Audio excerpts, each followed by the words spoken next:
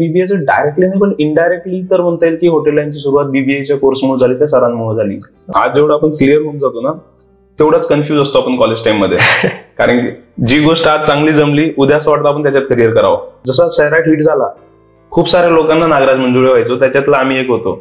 तर मग की जेव्हा सगळे रस्ते बंद होतात त्यावेळेस एक रस्ता सुरू होतो आणि त्या एका रस्त्यावर जेव्हा आपण जातो ना तरच तो खरा म्हणजे म्हणतो की आपण त्या गोष्टीला अचीव्ह करू शकतो.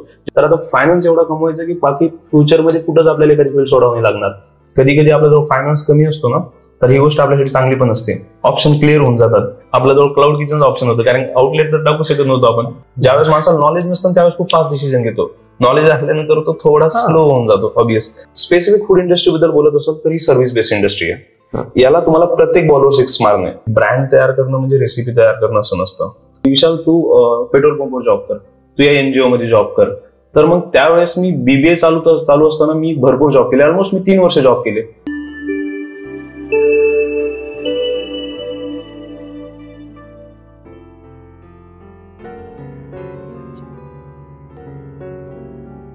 नमस्कार, मी दीपक. हॅशटॅग वैयक्तिक प्रस्तुत कट्ट्यावरच्या गप्पा किंवा आपल्या वैयक्तिक कट्ट्यावरती खूप सारी लोक आली, व्यावसायिक असतील किंवा ऍक्टर लोक असतील, मोटिवेशन स्पीकर असतील, वेगवेगळ्या क्षेत्रातील लोक आली.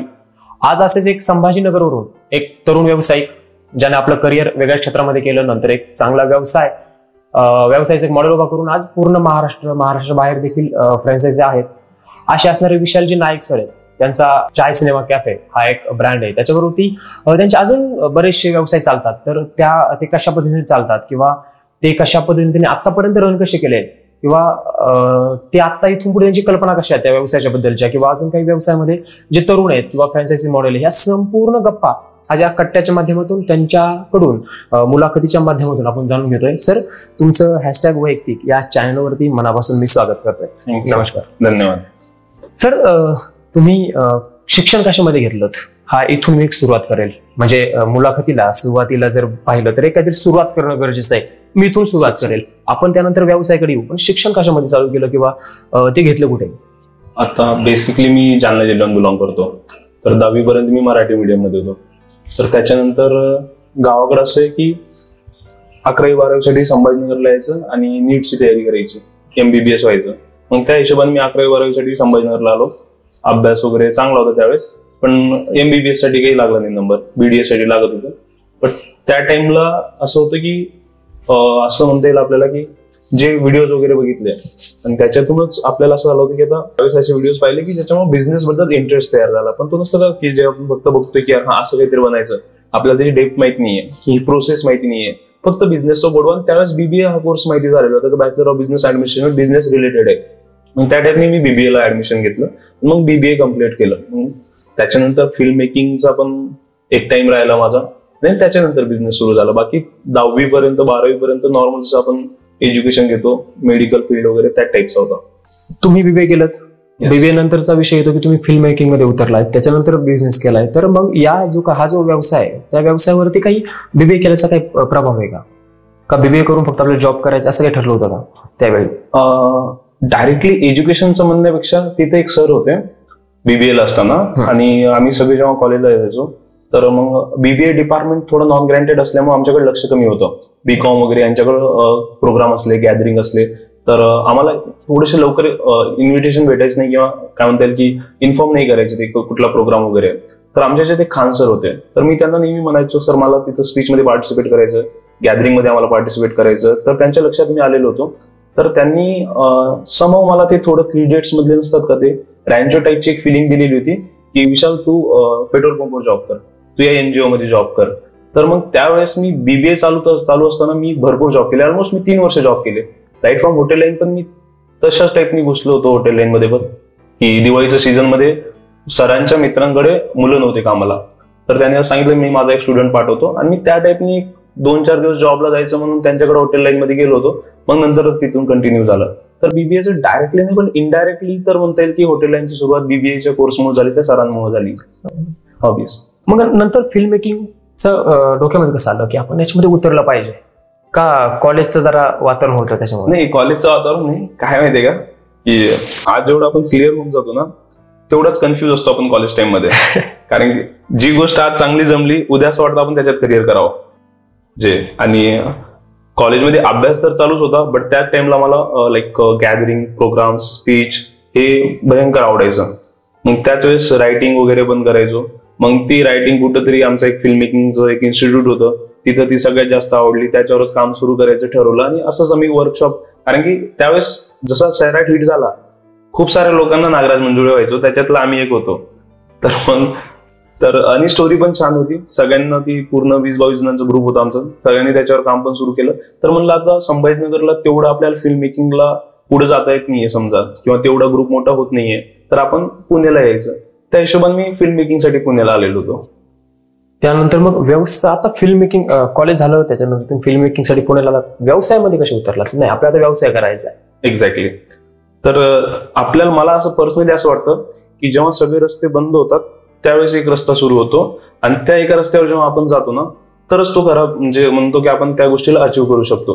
जेव्हा खूप सारे रस्ते, जसं मागं पण असं बोलणं झालं होतं की जेव्हा एखादा मुलगा 10वी नॉर्मल टक्केवारी घेतो तर त्याला आर्टचाच ऑप्शन आहे. जेव्हा त्याला 80-90% भेटतात, त्याच्यामुळे सायन्स पण असतो, कॉमर्स असतात, त्याला 4 लोक विचारतात पुन्हा तुला इंटरेस्ट कशामध्ये, पुन्हा त्याला एक्झाम्पल देऊ त्याला फील्ड एखादी चूज करायला लागतात. ज्यांनी 40-50% घेते त्याला कोणी विचारत पण नाही, त्याला कन्फ्युजन नसतो, त्याला सरळ आर्टच, त्याला एक रस्ता असतो, तो कन्फ्युजन. एक्झॅक्टली. मग माझा तोच चालू होतं की त्या टाइमला असं व्हायचं की टीचर व्हायचं आपण, कारण की आपण म्हणजे मी त्या टाइमला होम ट्युशन जसं असतात ना ते घ्यायचो, आणि माझ्या कॉलेजमध्ये येऊन माझे लेक्चर्स घ्यायचो माझ्याच इयरचे, आणि मग प्रोग्राम्स वगैरे पण, मग एखादा क्लास वगैरे ओपन करायचा.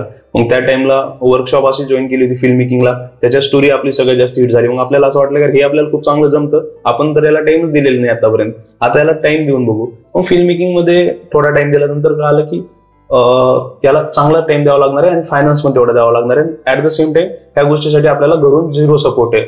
मी म्हणत नाही की थोडंफार, पूर्णपणे 0 सपोर्ट होता. मग तेव्हा कळायला लागलं की यार सगळ्या गोष्टी बंद होतात, आणि याला एक गोष्ट जुळते सगळीकडे, ती म्हणजे फायनान्स. कारण कॉलेज टाइम एवढं नॉर्मल फायनान्स मध्ये होऊन जातं आपलं, पण जेव्हा एखादी फील्डमध्ये आपल्याला परस्यू करायचं, त्याच्यात खूप मोठी अचिव्हमेंट घ्यायचे, तर आपल्याला फायनान्स स्ट्रॉंग पाहिजे, किंवा त्याला त्या फील्डला लागणारा जो खर्च तो करावा लागतो. मग त्या सगळ्या गोष्टी मला कुठेतरी फायनान्स पैशावर आणून थांबवत होत्या. तर याच्या पैशामुळे मी इथं थांबायलो, इथं अडकायलो. मग आपण पैसा कमवायचा.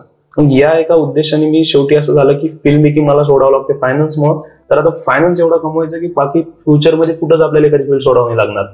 मग तशी बिझनेस सुरू करायचा. मग त्यावेळेस एकच आयडिया होती, कारण हॉटेल लाईनचा अनुभव होता. आणि पुण्याचा अनुभव कसा होता? जसं मी तुम्हाला सांगितलं की जेव्हा मी कॉलेजमध्ये होतो त्यावेळेस मी आता कुठला जॉब नाही केला असेल. मी टेलिकॉलिंगचा जॉब केला, at the same time me petrol पंपवर जॉब केलं, एनजीओ मध्ये जॉब केले, लॉजिंग मध्ये जॉब केले, रेस्टॉरंट मध्ये जॉब केले. कुठं पेमेंट होत्या कुठं नाही होत्या समजा. मग त्यावेळेस एका हॉटेलमध्ये, अलंकार हॉटेलमध्ये मी नाईट शिफ्ट जॉईन करायला गेलो. मग त्याच्यासोबत गप्पा शप्पा हे मारायचं पहिल्यापासून नाद होता. तर तिथले शेफ लोकांची ओळख झाली. तर मग मी एक एक रेसिपी वगैरे बघत राहायचो. पण त्यावेळेस मला 0 डोक्यात होतं की मी याच्यात करिअर बनवलं. जस्ट आपण जायचं, मजा करायची, थोडीफार काम पण करायचं तिथं.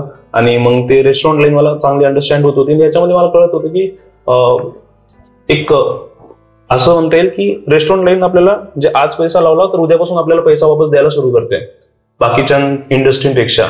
म्हणजे एकदा आपण पैसा लावला तर ते डेली आपल्याला काही ना काही कॅश फ्लो चालू होऊन जातो आपला. तर तो आणि एक मार्जिन मला माहिती होता त्याच्यातला. आणि सेकंड एक गोष्ट होती, मी एवढं छान हॉटेलमध्ये काम करत होतो की मी बघायचो की मी कुठेतरी 100 रुपये मध्ये माझं जेवण करून घेतो थाळीमध्ये वगैरे, आणि या हॉटेलमध्ये 600-700 रुपये पर पर्सनला जेवण जातं. तर काय असं तर सर्व्हिस आहे. ही गोष्ट मला समजत होती की आपण जे जेवतोय ओके, आणि बिझनेस करणारे या गोष्टीमध्ये खूप फरक आहे. हा फायनान्सचा फरक आहे, हा त्या मार्जिन मधला फरक आहे. तर मोठा बिझनेस काय असू शकतो जिथं आपल्याला म्हणजे असं नाही की गर्दीचाच बिझनेस करणं गरजेचं नाही कधीच.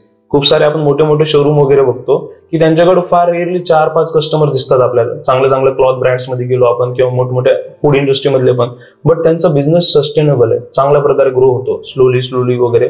तर मग असे काही बिझनेस आहेत तिथं मी बघितलं की यार यांच्याकडे कस्टमर्स कमी पण यांचा कॅश काउंटर खूप मोठा आहे. जे माझ्या समोर एखादा जो साऊथ इंडियन वगैरे विकतोय किंवा एखादा वडापाव वगैरे गर्दी भरपूर दिसते बट तो तिथंच आहे. तर मग त्या गोष्टी त्या हॉटेलांच्या कळायला लागल्या होत्या. त्याच्यामुळे सीन असा होता की इथं आल्यानंतर फिल्म मेकिंग मध्ये आम्ही फिल्म मेकिंग सोडताना ऍज अ डिलिव्हरी बॉयचा जॉब जॉईन केला होता मी झोमॅटोमध्ये. ऍक्च्युली झोमॅटोमध्ये नाही म्हणता येईल, उबर इट्स मध्ये होतो मी. नंतर उबर इट्स झोमॅटोमध्ये कन्वर्ट झाला ऑब्वियस. तर तिथं जॉईन म्हणजे मजेदार गोष्ट आहे ती की मी ऍक्च्युअली उबर इट्स त्याच्यासाठी जॉईन केलं होतं की मी ज्यांच्यासोबत जायचो तर मला त्या FTIच्या त्या याच्यामध्ये जायचं होतं इन्स्टिट्यूटमध्ये, आणि ते नॉर्मली जाऊ द्यायचे नाही. मला तिथले मित्र बनवायचे होते फिल्म मेकिंगसाठी. मग ते जायचं कसं, मग ते रायडर सोबत जायचं आपण. बरोबर. हा, मग ते रायडरला एंट्री देत होते ना, मग रायडर सोबत जायचं, मग मित्र बनवायचे. मग त्याच्यानंतर ते रायडर सोबत असे रायडर मित्र झाले. मग त्यांच्यासोबत मला क्लाउड किचन कन्सेप्ट कळाली. कारण एकदा मी आपल्या हॉटेल वैशालीच्या बॅक साईडला एक अपार्टमेंट होतं समजा, तर तिथं एक घर होतं, तिथून काहीतरी पुरणपोळीची वगैरे ऑर्डर होती. मग मी हॉटेल शोधू बेजार झालो.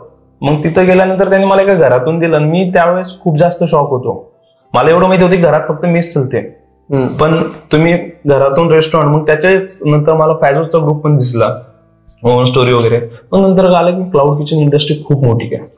आणि मग ही इंडस्ट्री आपण आपल्या सिटीमध्ये तर नाहीये, कारण मी सगळी माहिती काढली, नव्हते लोक अवेअर. मग आपण याला स्टार्ट करू शकतो का? आणि काय म्हणतात ते आपल्याला, कधी कधी आपल्याजवळ फायनान्स कमी असतो ना, तर ही गोष्ट आपल्यासाठी चांगली पण असते.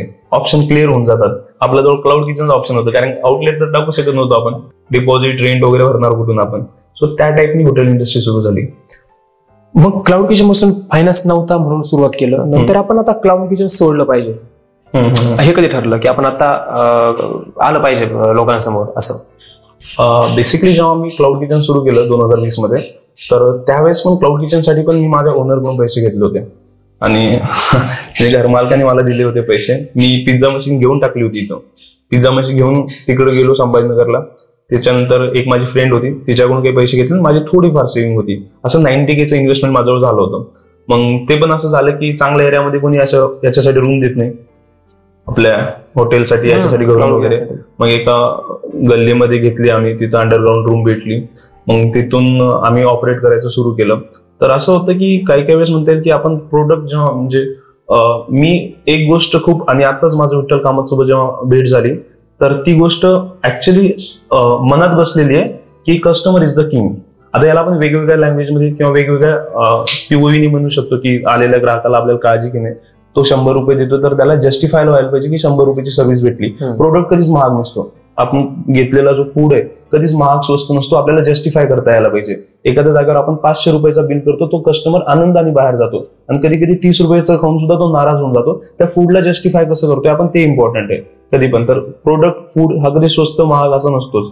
तर त्यांच्यासोबत भेटल्यानंतर तीच गोष्ट मला रिअलाइज झाली की यार ही गोष्ट मी खूप बारकाईने बघतो. मी एखाद्याला जेव्हा म्हणजे बिंग अ नेचर बनवून घ्यावं लागतं. जर असेल तर वेल, जर आपला पहिल्यापासून नेचर असेल की जो समोरच्या जर तो आपल्यासाठी काहीतरी पे करतोय, व्हॅल्यू देतोय, टाइम देतोय, तर त्याला वापस भेटायला पाहिजे. आणि मग ती गोष्ट जेव्हा मी क्लाउड किचन पण सुरू केलं, तर मी ग्लोव्ज वगैरे वापरून ते करायचो. आता असं होऊन जातं की आपण एखाद्या 5 स्टार हॉटेलमध्ये गेलो, तिथं ग्लोव्ज आहेत, तिथं कॅप्स आहेत, ह्या सगळ्या गोष्टी आहेत ना, तर हे ओके वाटतं. असं काही बघायला नवीन वाटत नाही. जसं तुमच्या पुण्याला ट्रॅफिक बघितल्यावर काही नवीन वाटत नाही. आमच्या संभाजीनगरला ट्रॅफिक जर दिसलं तर लाल होऊन जातो माणूस. तर त्या टाईपनी होतं की तिथं जेव्हा रायडर्स यायचे आणि तिथं आम्ही ते कॅप्स वगैरे घालून काम करायचो, तर ती चर्चा होऊन जायची. ज्याच्यामुळं कमी बजेटमध्येच हाय स्टँडर्ड क्वालिटीचा कस्टमर मला टार्गेट करता आला, जस्ट बिकॉज ऑफ हायजीन. आणि त्यावेळेस माझा क्लाउड किचन होता ना, तर मी फक्त मेकिंगचे व्हिडिओ टाकायचो इंस्टाग्रामवर. सोशल मीडियाची खूप हेल्प झाली ऑब्वियस, फक्त मेकिंगची, कारण बाकीचा एरिया नाही दिसू द्यायचो. ती हायजीन, ते प्रोडक्ट दिसू द्यायचं. आणि त्याच्यामुळे मला बिझनेस जो आहे एक 8 ते 10 दिवसामध्येच मला ऑर्डर्स, म्हणजे असं म्हणतात की खूप छान प्रकारे 3 महिन्यात मी काहीतरी 90,000 फक्त प्रॉफिट काढला होता क्लाउड किचनवर त्यावेळेस. तर तेवढं जबरदस्त बिझनेस झाला. मग असं होऊन जातं ना की आयतं काहीच भेटलं नाही आपल्याला. आणि तो बिझनेस अशा फेजमध्ये सुरू केलेला होता मी की ज्यावेळेस माझं घरच्यांसोबत बोलणं बंद झालं होतं लिटरली. कारण त्यांना असं होऊन जात होतं की तू MBA करायचं सोडून हे सगळं काय करतोय. तर मग मी फिल्म मेकिंग सोडलीये आणि क्लाउड किचन सुरू केलंय. हे मी घरच्यांना आयडियाज दिलेली नव्हती. मी जस्ट, आणि खूप जणांना असं वाटत होतं मी पुण्यालाच आहे. मी संभाजीनगरला मग 3-4 मित्र होते, त्यांना सांगूनच त्यांनाच फक्त माहिती होतं आणि सुरू करून दिलेलं होतं. बट तो बिझनेस एवढा छान रन व्हायला लागला, चर्चा एवढी व्हायला लागली की त्या पूर्ण गल्लीमध्ये गोंधळ व्हायला लागला. असं रात्री जे एवढी गर्दी व्हायला लागली की ते एकदम भारी मोमेंट होतं आमच्यासाठी. मग तेच की आयतं काहीच भेटलेलं नव्हतं. त्याच्यामुळे आपल्याला माहित असतं की ही एक स्टेज आहे, आता त्याच्यानंतर ही एक स्टेज असणार आहे, ही एक स्टेज असणार आहे. आपल्याला स्टॉप हा शब्दच नाहीये. इव्हन मला आता पण मला असं वाटत नाही की माझा बिझनेसचा एंड कुठं असणार आहे. जे आपण म्हणतो ना की तुमचा गोल काय, मला असं वाटतं की पोटेन्शियल आपल्यात जर देवाने दिलेलं आहे त्याला युटिलाइज करायचं. हा एकच मला असं वाटतं की ते लास्टचा जो क्षण असेल आपला, तोपर्यंत पोटेन्शियल युज करायचं. मग त्याला लिमिट नसू शकते. तुम्ही प्लॅन करू शकणार म्हणजे आता मी पुण्याला यायच्या पहिले एक गोष्ट प्लॅन करायचो, इथं आल्यानंतर मला कळतात की एवढ्या फील्ड आहेत, याच्यात घुसायला पाहिजे. ते घुसायला पाहिजे कधी की मागं वेल सेटल करून, नाहीतर मागं सोडून पुढे घुसण्यात काहीच अर्थ नाहीये. तुम्ही मागं पूर्ण सेटल करा, टाइम काढा, व्यवस्थित टीम बनवा आणि पुढे तुम्ही जा बिझनेसमध्ये किंवा एखाद्या फील्डमध्ये उतरा. तर मग मला ती संभाजीनगरला गोष्ट रिअलाइज होत होती की आता क्लाउड किचनवर मी लोकांपर्यंत पार्सल तर पोहोचवतोय, पण लोकांना माझ्याकडे येता येत नाही क्लाउड किचन असल्यामुळे. क्लाउड किचन असल्यामुळे. तर हा किती मोठा कस्टमर मी गमवतोय की लोक येऊन मला फोनवर म्हणायचे की सर मी तुमचं पार्सल घ्यायला येऊ का. आम्ही म्हणायचो तुम्ही इथं नका येऊ, तुम्ही बाहेर चौकात आहे, आम्ही चौकात आणून देतो तुम्हाला. म्हणजे आम्हाला तो एरिया दाखवायचा नव्हता त्यांना. मग ते हळूहळू ती रिअलाइज झाली. आणि ती गोष्ट आहे ना की आपल्याला माहिती का याच्यानंतर पुढे जायचं, त्याच्यानंतर पुढे जायचं. मग क्लाउड किचनवर शॉपवर उतरायचं हा तर डोक्यात होतच. मग उतरलो आम्ही. त्याच्यानंतर एक शॉप घेतली मार्केटमध्ये, 10,000 भाड्याने, पण चांगला एक ठीकठाक एरिया होता, त्याच्यात शॉप टाकली. शॉप भेटलंय, नंतर व्यवसाय, त्याच्यावरती काही कशा पद्धतीने रन केला व्यवसाय. आता काय क्लाउड किचनची तुम्हाला आयडिया होती एक्झॅक्ट, पण आता मार्केटमध्ये अजून रेंट वाढलंय, याच्यावरती फोकस करणं गरजेचं आहे. कस्टमर अजून डायरेक्ट शॉपपर्यंत येणं गरजेचं आहे. त्यावेळेस कसं रन केलं किंवा कशा काय गोष्टी केल्या तशा? नाही बघ, जसं मी सांगितलं की रेडी भेटलेलं नव्हतं ना. एखाद्याला जर डायरेक्टच आपण एक चांगला कॅफे बनवून दिला किंवा एखादा रेस्टॉरंट बनवून दिला ज्याच्यामध्ये जवळपास 100 लोक बसतात, त्याचं बोर्ड वगैरे व्यवस्थित आहे, त्याजवळ मॅन पॉवर वगैरे सगळं ऑलरेडी आहे, तर त्याला आहे ना तो थांबू शकतो तिथंच. त्याला फक्त ते रन करायचंय. आणि आपल्यासारख्या जेव्हा माहिती की आपण एवढ्या स्क्रॅच वरून सुरू केलेलं आहे, जिथं म्हणजे 99% विचार पण करत नाही. इव्हन मीच जर वापस जाऊन विचार केला तर मला ते फार डिफिकल्ट वाटतं, यार हे कसं झालं त्यावेळेस, मी कसं विचारत नाही केलं त्यावेळेस, पैसे नसताना मी पिझ्झा मशीन कसं काय घेऊन टाकली. आता ती गट फिलिंग नाही राहत.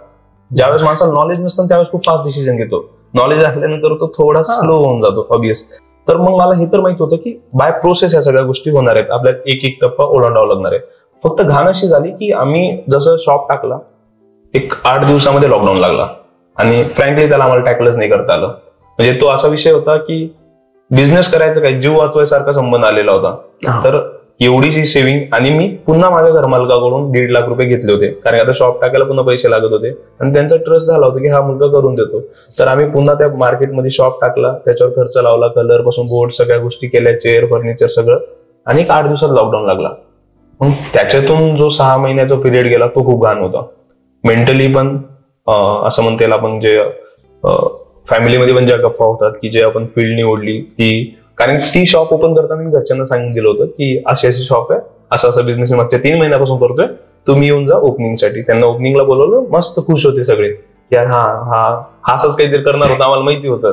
म्हणजे त्यावेळेस सगळा पॉझिटिव्ह झाला एकदम माहोल, सगळ्यांना सांगितलं वगैरे. 10 दिवसानंतर लगेच निगेटिव्ह. भयंकर निगेटिव्ह. तो निगेटिव्ह असा होता की हॉटेल लाईन सुटून जाणार होती त्यावेळेस.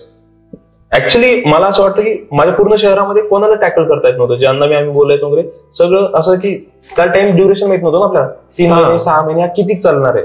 बट मग सेकंड लॉकडाऊन जेव्हा, म्हणजे फर्स्ट लॉकडाऊन गेल्यानंतर आम्ही पुन्हा वापस क्लाउड किचनने सुरू केलं, कारण मला सोडायची नव्हती ती इंडस्ट्री. मी त्याच्यातला प्रॉफिट चांगला बघितलेला होता. तो बिझनेस, ती मजा, तो काय म्हणता येईल, असं नाही म्हणता येईल की फ्रीडम मुळेच फक्त, बट मला ते पोटेन्शियल युटिलाइज होतं, हा मला मेन फॅक्टर आहे. मला हा कधी डोक्यात नाही की यार जॉबमध्ये लोकांना फ्रीडम नसतं म्हणून तुम्ही बिझनेसमध्ये उतरायला पाहिजे. तुम्हाला बिझनेसची आयडिया असेल, बिझनेसमध्ये तुम्हाला असं वाटतं की तुम्ही टीम बिल्ड चांगली करू शकता, तुम्ही चांगल्या प्रकारे तुमचा प्रोडक्ट प्रेझेंट करू शकता, तर तुम्ही बिझनेसमध्ये उतरा.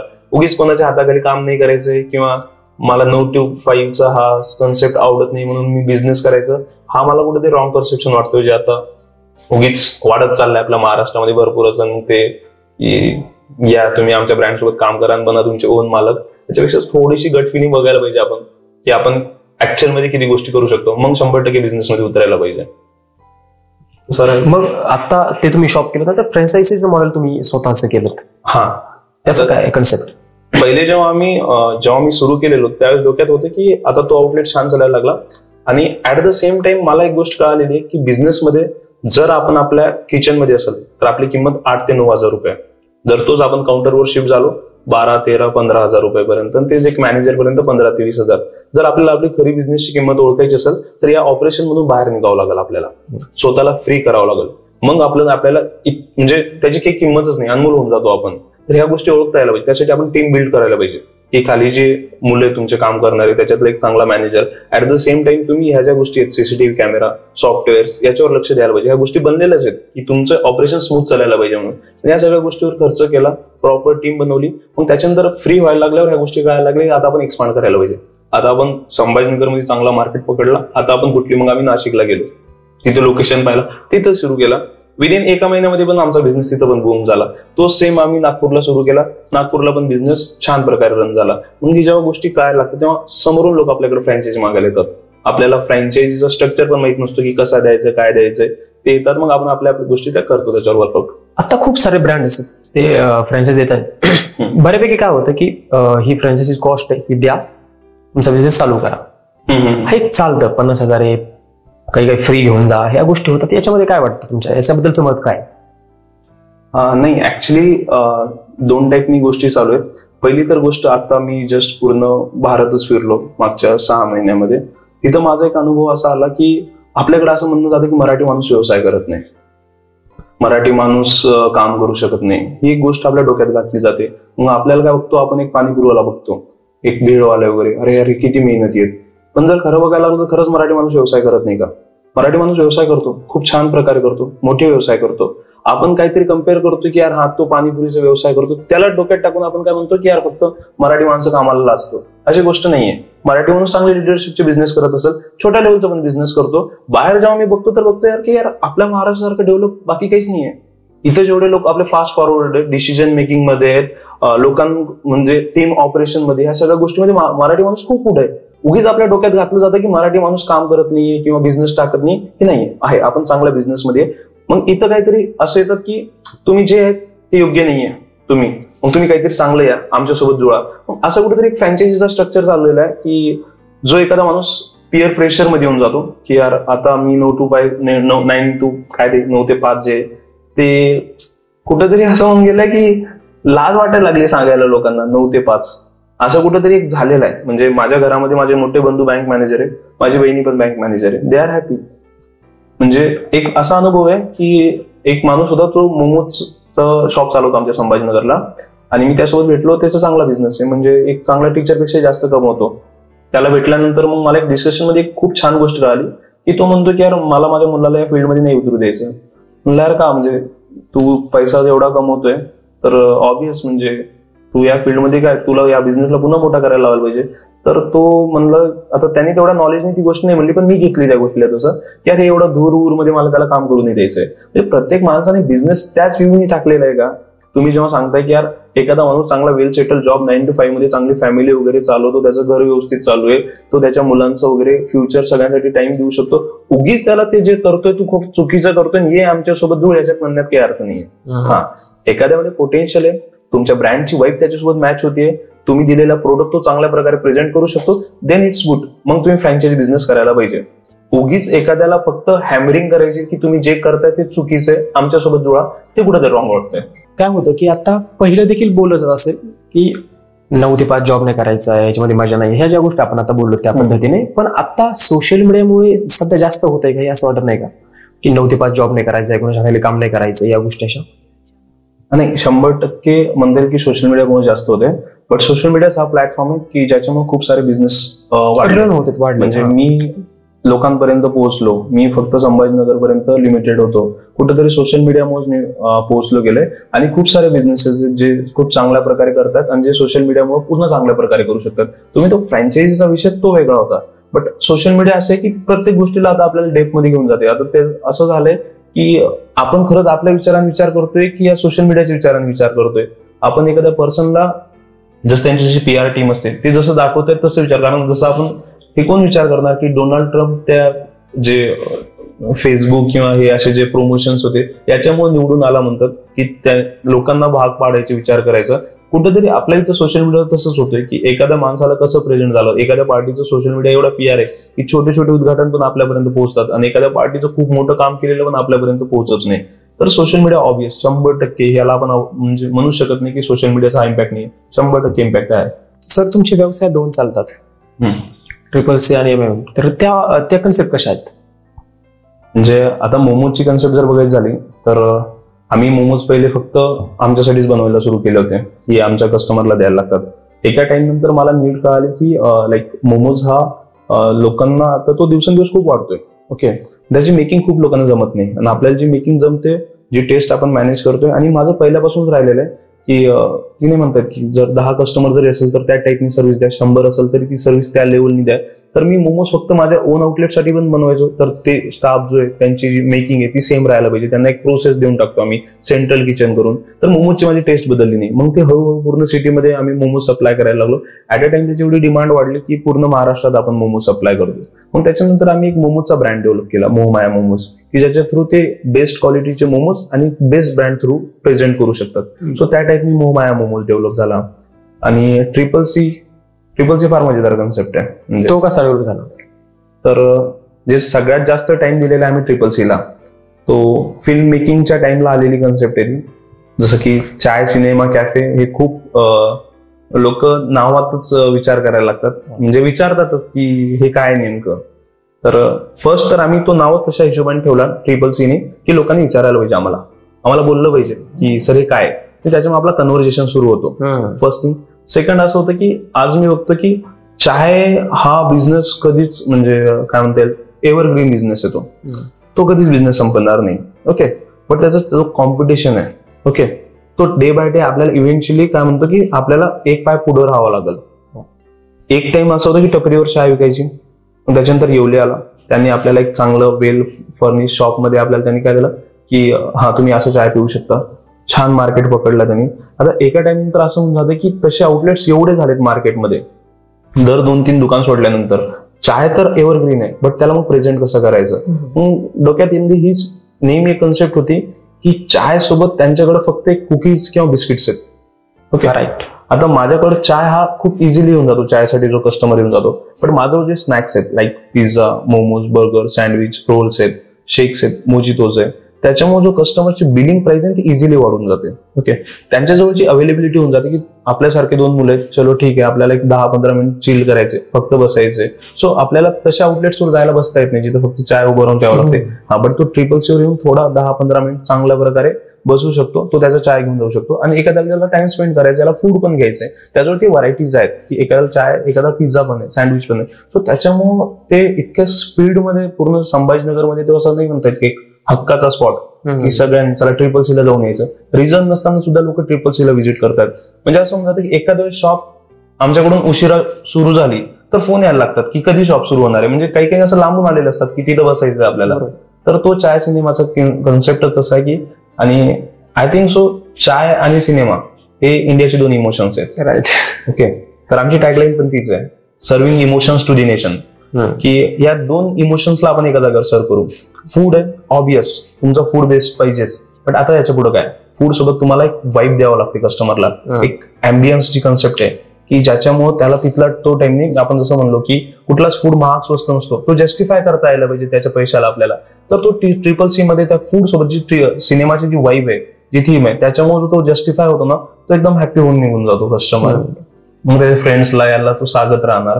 मग ते आपल्यापास ट्रिपल सीचा जो कन्सेप्ट आहे ते पूर्ण सिटीतल्या लोकांची बुरळ घालतो, तो झाला त्या अट्रॅक्टनेस त्या टाइम. म्हणजे तुम्ही सुरुवात तिथून केली होती, नंतर क्लाउड किचन, नंतर शॉप्स, नंतर आता या पद्धतीने ब्रँड अजून देखील व्यवसाय चालतात. त्याचबरोबर तुम्ही अजून विचाराल की फ्रँचायझी घेऊन व्यवसाय केला पाहिजे की ओन बिझनेस क्रिएट केला पाहिजे? हा खूप मजेदार प्रश्न आहे. म्हणजे त्याला विचारताय जो स्वतः फ्रँचायझी देतोय पण आणि ज्यांनी ब्रँड तयार केलाय पण. हा एक विषय. एक्झॅक्टली. तुम्ही ज्या फील्डमध्ये किंवा ज्या फूड रिलेटेड तुम्ही मास्टर की करू शकता, ऑब्व्हियस तुम्ही तुमचा ओन ब्रँड तयार करा. ओके. आणि फक्त एक मिसअंडरस्टँड नका करू की ब्रँड तयार करणं म्हणजे रेसिपी तयार करणं असं नसतं. आज आपण ही गोष्ट नाकारू शकत नाही की खूप सारे फ्रोझन फूड्स मार्केटमध्ये भेटतात, खूप सारे अमृततुल्यचे डायरेक्ट सॅम्पल विकतात लोक. ओके. एक बोर्ड लावणं, SS स्टीलचा काउंटर बनवणं, चांगले 2-4 व्हिडिओ बनवणं आणि प्रोडक्ट ठेवणं म्हणजे ब्रँड तयार होत नसतो. ऍट द सेम टाइम तुम्हाला तुमचं फायनान्स कॅल्क्युलेशन करावं लागेल. ओके. तुम्ही याच्यातून किती कमवताय, तुम्ही किती मागं सेव्हिंग करताय, तुमच्या फ्युचरच्या प्लॅनसाठी तुम्ही किती इन्व्हेस्ट करताय. ओके.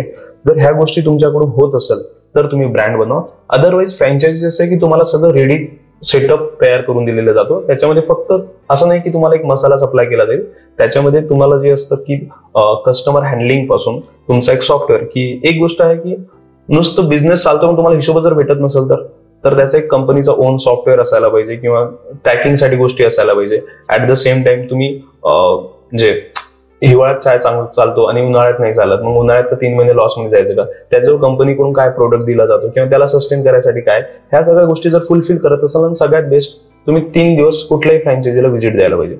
जो पण तुम्ही ब्रँड टाकताय 3 दिवस त्या आउटलेट्सवर थांबायचं, आपल्या पूर्ण गोष्टी कळतात, मग फ्रँचायझी बिझनेस छान आहे, रेडी भेटतात सगळ्या गोष्टी. आज खूप सारे लोक फ्रँचायझीकडे धावत आहेत, खूप सारे, म्हणजे तरुण जी पिढी आता मला कॉलेजमध्ये ठरवतात की मला विचारलं नको काय करायचं तर मला व्यवसाय करायचा, हे सांगितलं जातं. तुम्ही पाहिलं असेल, तुम्ही कॉलेजमध्ये जाताय, लेक्चर वगैरे करताय, तेव्हा लक्षामध्ये येईल.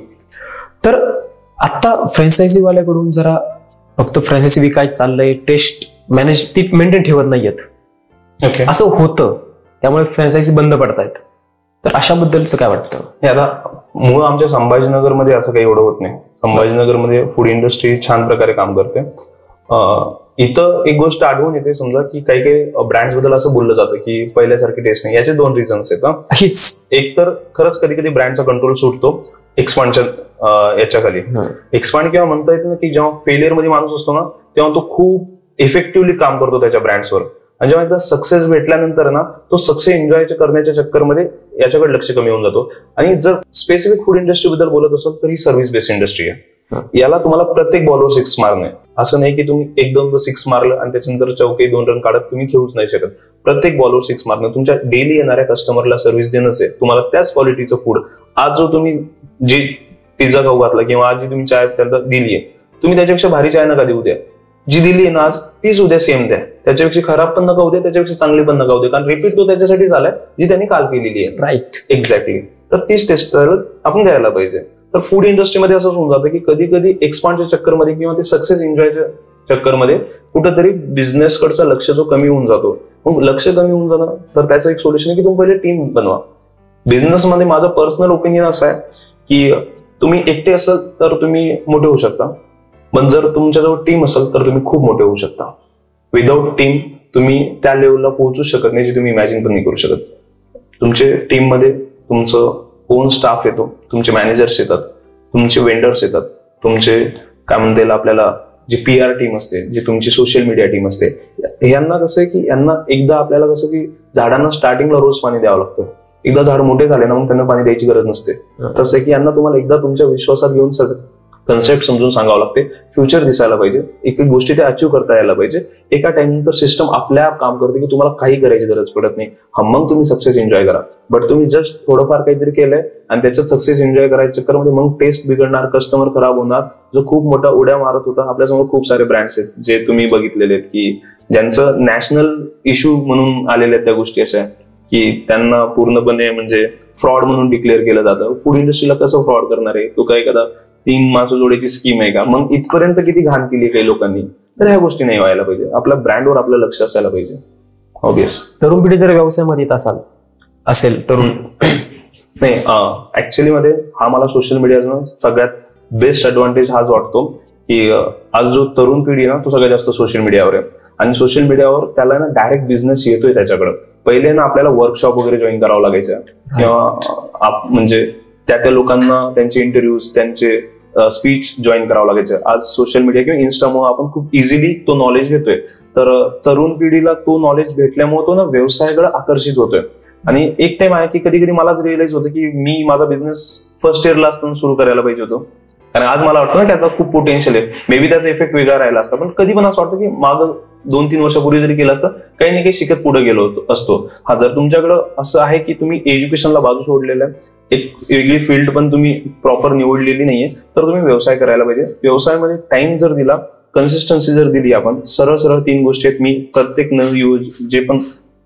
नवीन व्यवसायात येणाऱ्या मुलांसाठी एकच गोष्ट आहे की नियम, नियंत्रण आणि नियोजन.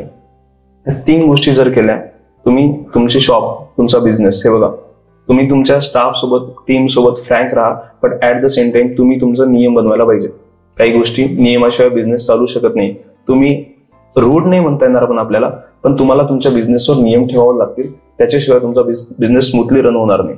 सेकंड आहे की तुम्ही नियम लावल्यानंतर त्याचं नियोजन लावता यायला पाहिजे. ते नियोजन छोट्या छोट्या गोष्टीपासून येतं. की लाईक तुमचं स्टाफ कोण किती वाजता येणार, तुमचा युनिफॉर्म आहे, तुमचं ते टायमिंगच्या गोष्टी आहेत, सुट्ट्या कोणी कधी घ्यायला पाहिजे. आणि त्याच्यानंतर मग तुम्ही एखादा मोठा एक्सपेंड करतो तर माल इथून तिथं जायला पाहिजे, तुमचा त्या ब्रांच त्या तारीखला ओपन व्हायला पाहिजे. आणि त्याच्यानंतर ह्या सगळ्या गोष्टी केल्या त्याच्यावर नियंत्रण असायला पाहिजे. कारण नियम लावले, तुम्ही नियोजन पण केलं, पण 8 दिवसात ते जर बंद होऊन चालल्यात गोष्टी, 2 दिवसाचं मोटिवेशन संपलं त्यांचं, मग तर हा त्यांच्यावर नियंत्रण तो लाईफ टाईम जोपर्यंत तुमचा ब्रँड आहे तोपर्यंत राहायला पाहिजे. त्या 3 गोष्टी जर त्यांनी व्यवस्थितपणे फॉलो केल्या तर कुठलाच व्यवसाय बंद नाही करू शकत. सर, माझा एक याचा प्रश्न असा आहे की तुम्ही जेव्हा फिल्म मेकिंगसाठी पुण्यामध्ये आला होतात, असं कधी वाटतं का की यार आपण संभाजीनगरला जाऊन बिझनेस चालू केला, आपण चालू केला भाग वेगळा, जर पुण्यात राहून जर चालू केला असतं तर आज डबल असतं, असं कधी मनामध्ये विचार येतो का? नाही, तसं पूर्ण विचार नाही म्हणता येणार. कारण डेस्टिनी एक गोष्ट जिला मी स्वतः पण मानतो. समजा की पुण्यामध्ये बिझनेस सुरू झाला नसता माझ्याकडून आणि तेवढा माझ्याकडून डिपॉझिट आणि ते रेंट वगैरेच भरणं होणार नव्हतं. बट एक गोष्ट आहे की पुणेमध्ये आपण जर चांगला प्रोडक्ट देत असेल, सर्व्हिस देत असेल, तर पुण्यानं आपल्याला खूप ऍक्सेप्ट करतो, खूप पुढे घेऊन जातो. संभाजीनगरमध्ये जेवढा पोटेन्शियल आहे त्यांनी आम्हाला तेवढं दिलं. म्हणजे काही गोष्टींना आम्ही म्हणजे सिटीतले लोक स्टेटस लावतायत, आमचे स्टोरी लावतायत, आपला ब्रँड म्हणून. हे मला खूप इझिली भेटलं तिथं संभाजीनगरमध्ये. पण पुण्याला मे बी तो एवढ्या लवकर आम्ही रिच आउट केला नसतं, खूप मोठी सिटी आहे. ओके, तर त्या संभाजीनगरचा तो फायदा आहे. ओके, आता कुठेतरी आपण म्हणतो की तेवढं ग्रोथ झाल्यानंतर ऑब्वियस पुण्यामध्ये काय म्हणतात स्पीड जास्त राहिली असती, सेल्स ओरिएंटेडनी पण जास्त बिझनेस झाला असता. बट संभाजीनगर मी सुरू केलं, इथं सुरूच झालो नसतो आम्ही. बट पुणे ते म्हणतात ना, आता आलात पुण्यामध्ये. एक्झॅक्टली, आता पुण्यामध्ये आलोच ना आपण. आणि आता पुन्हा आपण खूप साऱ्या गोष्टी शिकून आलोय पुण्याला. असं नाही की आपण आता डायरेक्ट सुरू करतोय, तर आता आपल्याजवळ पुन्हा जास्त पोटेन्शियल आहे या सिटीवर छान प्रकारे बिझनेस करायसाठी. आणि पुणे सिटी ऑलवेज, मला तर असं पुणे करायचं, मी पुणेची साईड घेतो म्हणून माझ्यावर एक ऑलरेडी हे लागलेलं आहे. मी आता एक व्हिडिओ आमचा झाला तो मी पुणे आणि जालन्याच्या कम्पेअरमध्ये बनवला होता. की मी जालन्याला होतो तर ओके विचार करायचो आपण की काहीतरी करायला पाहिजे. पुण्याला आलेलं एकदम स्पीड भेटते माणसाला की पुणे म्हणजे इतके बिझनेस आहेत. कुठलाही एखादा ब्रँड घ्या, त्यांचे एवढ्या ब्रांचेस आहेत. कुठला एखादा इन्स्टिट्यूट बघा, एखाद्या नॉर्मल अंडरग्राऊंड मध्ये एखादा बिझनेस एवढा छान प्रकारे चालतो, प्रत्येक जागा युटिलाइज केलेली आहे. इथं लाईक कॅब सर्व्हिस वगैरे सगळं किती बिझनेस आहेत माणसांसाठी, ते जालन्यामध्ये नव्हते. तर मग मला पुण्याला आल्यावर खूप स्पीड फील व्हायची. मी तो एका व्हिडिओमध्ये म्हणलो, एका इंटरव्ह्यू मध्ये, की पुणे खूप फास्ट आहे, माणसांनी 1 वर्ष तरी पुण्याला राहायला पाहिजे, आपल्याला लाईक कळतंय. तो व्हिडिओ मुंबईकरांनी असा घेऊन टाकला त्यांच्यावर की लाईक मुंबई खूप फास्ट आहे. आणि मुंबईचा विषयच नव्हता याच्यामध्ये फक्त पुणे आणि जालन्याचा विषय होता. तर मग त्याच्यानंतर मलाही पुणे थोडं जास्तच आवडायला लागलंय मी पुणेकरांच्या साईडमध्ये म्हणून. सर, मी एक लास्टच्या क्वेश्चनकडे येतोय, प्रश्नाकडे येतोय. तुमच्याकडे फायनान्स नव्हता म्हणून फिल्म मेकिंग सोडली होती, ऑब्वियस, म्हणून तुम्ही व्यवसायामध्ये आलात, पैसा आत्ता कमवलाय. परत कधी फिल्म मेकिंगचा विषय आहे का? बापरे, काय म्हणते माहितीये का, याचं ना खरंच असं हे नाही, पण माझं आन्सरच नाही याचं. म्हणजे नाही विषय हा प्रश्न द्यायचा म्हणून हा नाही आहे सीन. समजा फिल्म मेकिंग मला म्हणजे काय, ही खूप भारी फील्ड आहे. म्हणजे आपण जे विचार करतो ते लोकांना दाखवतोय. आपण कसा विचार करतो किंवा आपली एखादी स्टोरी ही लोकांपर्यंत पोहोचवतो, त्याच्यावर टाळ्या वाजणार, त्याच्यावर लोक रडणार, त्याच्यावर हसणार. आपण काय फील करतो ते लोकांना फील करून देणार. हे कवी लोक किंवा जे एखादे लेखक करून देतात, ययाती वाचतो तर, किंवा आपलं मृत्युंजय वाचतो, शेवटीला रडू येतो रे आपल्याला वाचता. तर मग ती गोष्ट होती की बिंग अ पर्सन, मी खूप इमोशनल पर्सन आहे. ओके, मी काही गोष्टी मला सुटत नाही, खूप विचार करतो मी त्या गोष्टींवर. ओके, छोट्या गोष्टी मला असं आहेत की याच्यातून काय भेटलं, याच्यातून काय करता येईल, या पर्सनला मी भेटलो, अरे हा कसा पर्सन आहे, त्याच्यावर म्हणजे यांनी कसं सगळ्या गोष्टी मिळवल्या. तर ह्या गोष्टींना मी विचार करतो छान प्रकारे, मला समजतात पीओई लोकांचे जे ना अंडरस्टँड होतात. तर त्याचे माझा स्टाफ पण आहे ना, मी असं नाही, बट एखाद्या दिवस 8-10 दिवस मी एखाद्याला नाही भेटलो तर ते असं होऊन जातात की सर खूप दिवस झाले तुम्ही आलेच नाही. म्हणजे असं होऊन जातं की यार ते कनेक्ट करतात, त्यांना भेटू वाटतं. तर मग फिल्म मेकिंग मध्ये मला ती गोष्ट की इमोशनल आपण दाखवता यायला पाहिजे. तर त्यावेळी फिल्म मेकिंग सुरू केलेली होती. असं आय डोंट नो यार, हा माझा खूप इमोशनल टॉपिक आहे. माझं 2-3 स्टोरीज आहे, मला ऍक्च्युअली त्याला प्रेझेंट करू वाटतं.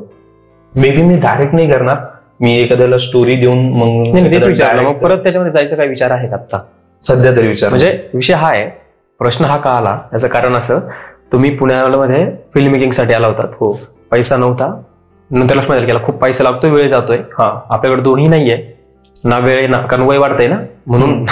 तर त्यानंतर तुम्ही बिझनेसमध्ये आपल्याला पैसा भेटेल या हेतूने संभाजीनगरला गेलाय. हो, बिझनेस स्टार्ट केला, तो आता चांगल्या पद्धतीने वाढलाय, पैसा भेटलाय, तर आता मग पुढे नाही का, हे नसतं ना, काय म्हणतो आपण की जर्नी नाही का, मंजिलची मजा नाही बघायची, जर्नीची मजा बघायची, अशी गोष्ट आहे.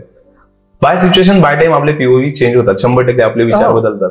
101% ही गोष्ट आहे की त्यावेळेस मी बिझनेस खरंच याच्यासाठी सुरू केला होता की यार मला आहे ना फायनान्स आहे ना ठेवायची, म्हणजे फायनान्स मग कुठल्या गोष्टी रोखल्या नाही झाल्या पाहिजे यार, काही असं जे हात लावलं ना ती मिळवता यायला पाहिजे. आणि ते ऍटिट्यूड टाईपनी नाही की आपण एक लाईफ घेतली बाबा, देवाने आपल्याला माणसाच्या रूपात म्हणजे ऍज अ ह्युमन बिंग म्हणून बनवलंय, तर काहीतरी छान करायसाठीच बनवलंय, ह्याच्यात आपण पूर्ण पोटेन्शियल युज करायचं. मग आपण कुठंतरी रोखते, हा ठीक आहे, अशा मोठ्या डिमांड नाही आपल्या, ओके, पण एक चांगली लाईफ जगासाठी जे लागतं ते आपल्याला मिळायला पाहिजे. त्या टाईपने बिझनेस सुरू केला. पण बिझनेसची जी मजा यायला लागली ना, म्हणजे लिटरली असं कधीच नाही होत की म्हणजे बिझनेसमध्ये कधी मॅन पॉवरचं, कधी ते आउटलेट्सचं किंवा असं काही स्ट्रेस आला त्याच्यातून असं हायपर किंवा टेन्शन कधीच नाही. याच्यात अशी मजा येत राहते की याच्यात इतकं लांबपर्यंत दिसतं ना की ते कसं अचीव्ह करता येईल त्याच्याकडेच फोकस चालू आहे. ऍट द सेम टाइम थोडे मोठे सोशल मीडियाचे काम करत असतो आम्ही, बट पूर्ण फिल्म मेकिंगचा विचार नाही केला आता पण. आणि मे बी मी स्वतःहून तर नाही, बट मी लोकांकडून करून घेऊ शकतो. हा, एवढा आहे. लास्टचा प्रश्न आहे, विचारू का? पाहिलेलं स्वप्न काय? प्रत्येक माणूस स्वप्न पाहतो.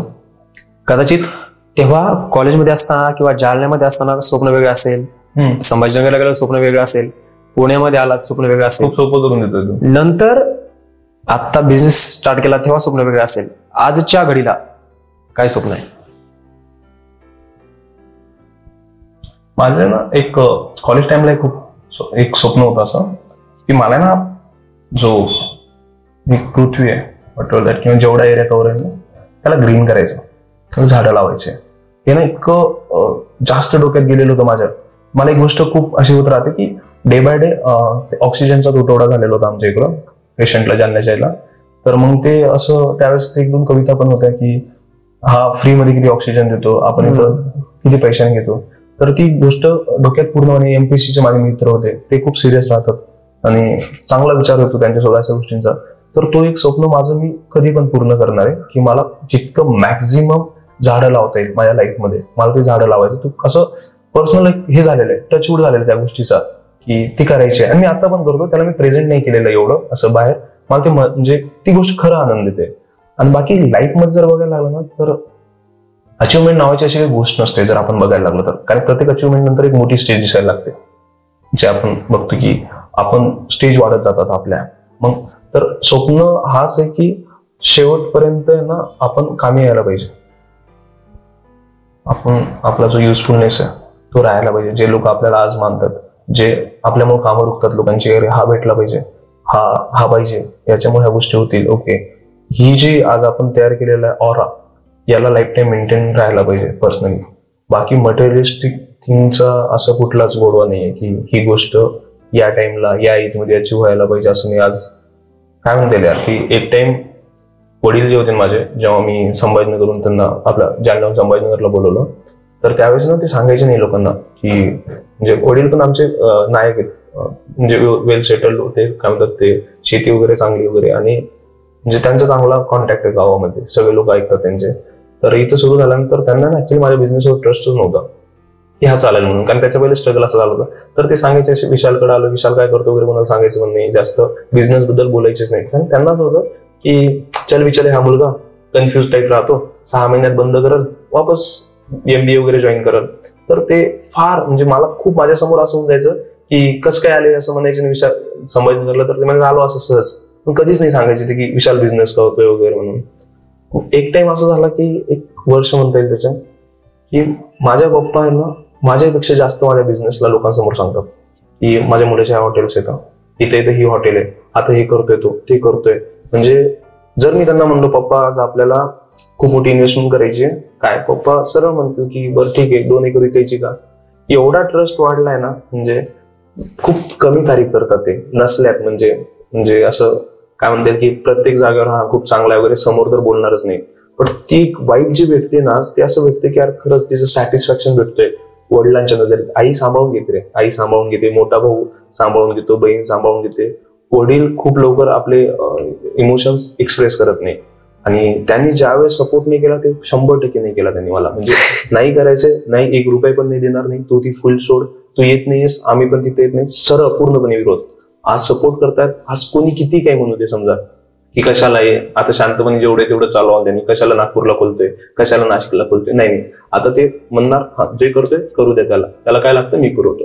बिलकुल हा ट्रस्ट वाढलाय ना, हाच असं वाटतं की हे लाईफ टाइम राहावं, बस हाच एक स्वप्न आहे. हेच एक स्वप्न आहे. एक्झॅक्टली. नक्कीच सर. तुम्ही जी सुरुवात जालन्यामधून केली, संभाजीनगर, पुणे, सगळे परत तुम्ही भारत भ्रमण केले, तुम्ही असं म्हटल्यात आतापर्यंत. जे व्यवसायाचं स्वप्न पाहिलं होतं ते कम्प्लीट झालं, किंवा तुमच्यामुळे आज बरीचशी तरुण पिढी व्यवसायामध्ये येते आणि चांगल्या पद्धतीने नफा कमवते.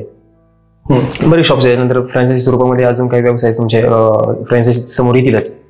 तुम्ही आज जे काही गप्पा मारल्यात त्याच्याबद्दल तुमचा मी ऋणी आहे. म्हणजे मी धन्यवाद देतो की तुम्ही या चॅनलवरती आलात, तुमचा वेळ दिलात, त्याबद्दल मी तुमचे #वैयक्तिक या चॅनलकडून खूप खूप धन्यवाद देईन. थँक्यू दीपक. एक ऍक्च्युली माहितीये का, ऍक्च्युली ह्या ज्या गोष्टी आहेत ना, भरपूर वेळेस आपण बोललेलो, त्याच गोष्टी रिपीट होतात आणि जर्नी तीच आहे. मला बऱ्याच वेळेस असं होऊन जातं की मला व्यवसाय ना खरंच असं वाटतं की व्यवसाय करणं हा कधीच आपला उद्देश नाही की फक्त व्यवसाय सुरू करायचा. त्या व्यवसायाला लॉंग टर्म मध्ये चालवायचं, आपल्याला लॉंग टर्म मध्ये पैसा कमवायचा त्याच्यातून. फक्त असं नाही की एक शॉप बनवली, बोर्ड लावला, 1.5 लाख 2 लाख लावले आणि बिझनेस सुरू केला, हा कधीच मुद्दा नाहीये कोणाचाच. जर लक्ष देऊन जर बघितलं, सगळे बिझनेस याच्यासाठी सुरू करतात की त्याला लॉंग टर्म मध्ये पैसा कमवायचा आहे, लॉंग टर्म मध्ये त्याला स्टेबिलिटी पाहिजे. माझा हाच पर्सनल फोकस आहे. कधी पण लोकांना जेव्हा पण मी माझा जो ब्रँड वगैरे प्रेझेंट करतो की फक्त सुरू करून द्यायला, मी पण माझा चायचा शॉप जर दिला तर 1.5 लाखात 1 लाखात पण सुरू होऊ शकतो. एक शेगडी लागते फक्त 3,000ची, त्याला बॅनर बनवलं 3-4 हजारचं, पण ते लॉंग टर्मचं नाहीये ना, त्याला तुमचं एक काय म्हणतात पोटेन्शियल पाहिजे. मला इंटरव्ह्यू मध्ये पण तीच गोष्ट फील होते की कधी कधी ना, म्हणजे फक्त आपल्याला काय पोहोचवायचं याच ओरिएंटेडनी समोरचा क्वेश्चन पण विचारतो आणि हा पण की मला काय पोहोचवायचं. बट इथं मला तो खरंच फील होतो की हा जो कट्टा तू वर्ड वापरला, हा खूप मजेदार वर्ड आहे. कट्टामध्ये कुठले रिस्ट्रिक्शन नसतात. ओके. आणि हा इंटरव्ह्यू मला ऍक्च्युअली फील झाला. थँक्यू.